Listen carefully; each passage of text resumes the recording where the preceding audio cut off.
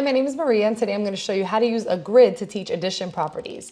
So similar to the grids that you find in a lot of the marble notebooks in the back, you can make an addition grid even though most of those are multiplication. So we can start by having numbers, we'll just make it smaller for today. We'll do 1 through 5.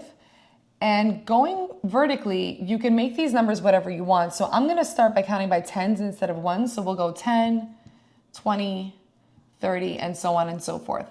So now when the children fill in the grid, you're adding instead of multiplying like on the back of most of those journals. 10 plus 1 is 11, 10 plus 2 is 12, and they go ahead and they fill in their grid.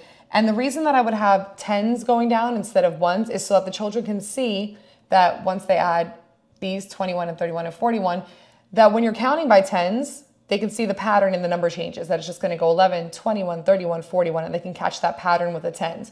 And then also going horizontally, they can see that when you add one more to the 10, the sum goes up just one number, and they can go ahead and continue filling this out, and they'll get a full grid just like the multiplication tables. So instead of doing the tens vertically, you can also do fives. That way children can catch the pattern of fives. They can see that it'll go 5, 10, 15, 20. It'll help them be able to multiply by fives as well. So the vertical column can be whatever you want, and I would keep the horizontal column 1 through 10.